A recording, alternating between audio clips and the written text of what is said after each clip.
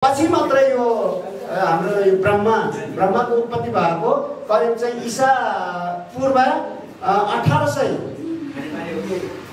वर्षतिर यो अंगिरा भन्ने ऋषिका चाहिँ जुन उसका चाहिँ चेलाहरूले चाहिँ सिन्धु घाटीमा त्यो अक्षर लिपि नभएर उनीहरू भौँतारिरहेका थिए र त्यसको बारेमा धेरै कुरा पछि गरौँला। र यो भोलिको दिन के आउँदैछ भन्दाखेरि अहिले चाहिँ अब प्रदेश समितिले भाषा लिपि संरक्षणको लागि राज्यले वैधानिक मान्यता दिएको हुनुपर्छ, प्रदान गरेको हुनुपर्छ र त्यो अहिले हाम्रो प्रदेश सरकारले दिइसकेको छ।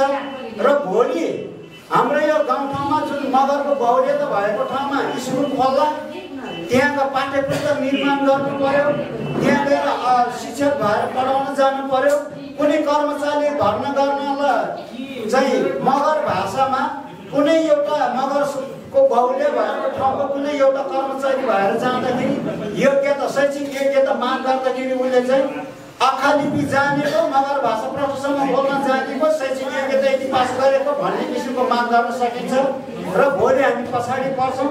अब त्यो स्थिति नजिकै आउँदैछ, त्यसमा हामी पछाडि पर्छौँ भनेर अहिले यो जुन यो हाम्रो प्रदेशमै यो ऐतिहासिक रूपमा यो गैंडाकोटबाट जुन थालनी गर्नु भएको छ, स्वयं हाम्रो चाहिँ नयाँ निर्वाचित हाम्रो प्रदेशका मगर लेखक सङ्घको अध्यक्षज्यू खटिरहनु भएको छ। र त्यही सिलसिलामा यहाँहरू पनि हाम्रो यो भेजा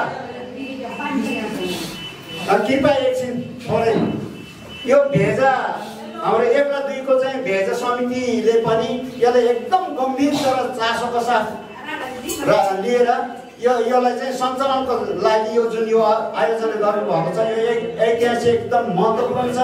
र यसमा यहाँहरू जो सहभागी हुनु भएको छ, सहभागी हुनेहरूले नियमित सहभागी भइदिनु होला। यसलाई मन ध्यान दिएर यसलाई चाहिँ एकदम राम्रोसँग गर्नु होला। भोलि पर्सि यसको मूल्याङ्कन हुन्छ।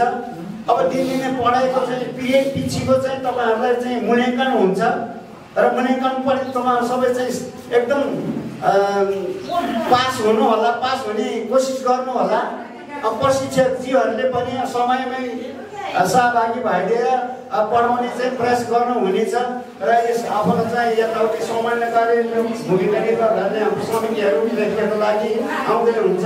र यसरी नै हाम्रो यो कार्यक्रम चाहिँ यो आँखालिपि आधारभूत प्रशिक्षण कार्यक्रम जुन कासाटो मगर आँखालिपि राम्रोसँग सुसञ्चालन हुँदै सुसम्पन्न होस् भन्ने शुभकामना दिँदै म यहाँहरूबाट बिदा हुन चाहन्छु। जय महाराष्ट्र।